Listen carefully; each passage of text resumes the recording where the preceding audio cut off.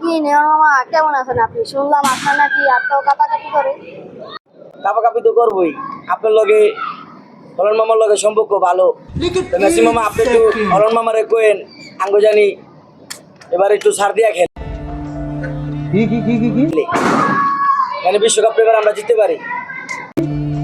বলুন কি?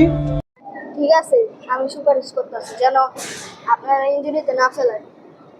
বললাম মামা আপনি নেমার একটু সার দিয়ে খেললেন, ওর ইঞ্জুরিতে ফেলেন না, এমনি ওরে কোচ নামায় না।